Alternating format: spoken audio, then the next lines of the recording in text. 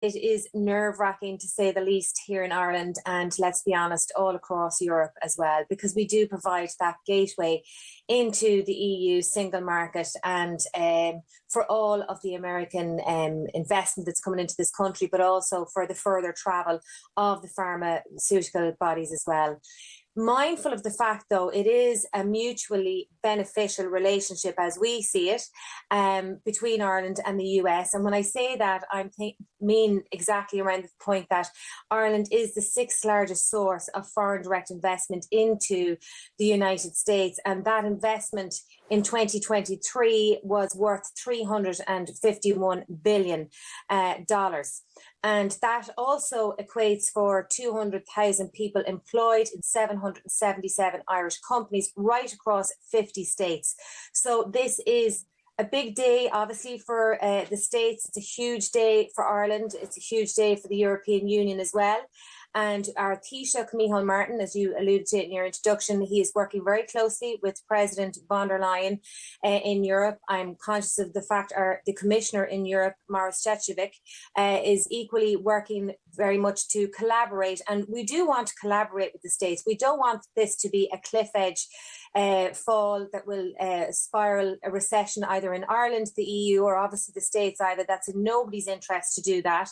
It has been a very good working relationship that has been there for decades. We have a very low corporate tax rate, but that low corporate tax rate has meant great investment in Ireland. It has provided the pharmaceutical companies from the States an opportunity to establish themselves in Ireland. And as I said at the outset, a gateway into Europe. Right. So there's a couple of aspects in terms of the concern around the pharmaceutical industry in particular. Well, that's where I wanted to go next. When we look at the pharmaceutical sector, it's Ireland's biggest export sector. The country is a major manufacturing hub for U.S. pharmaceutical companies. The likes of Pfizer, the likes of Eli Lilly have massive operations there. So when President Trump talks about putting these tariffs on Irish goods coming into the United States, it's not European companies that would be impacted here, it's U.S. companies. So explain for us how this might work and what the reaction could be from these U.S. companies in Ireland.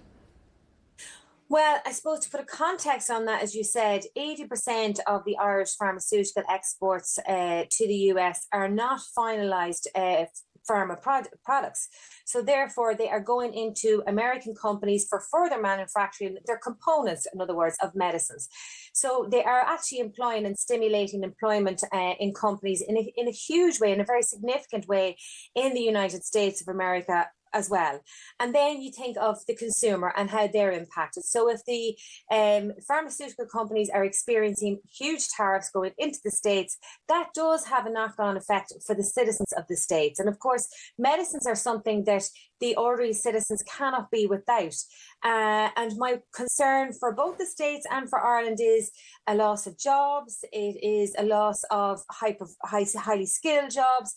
But it also, as I said, and I know I listened to your interview earlier, it could spiral us into a recession, which none of us want to see, because ultimately tariffs are not good for either country, but it does mean inflation, which has a knock-on effect on the cost of living, the cost of energy, all of those everyday things that people need to survive.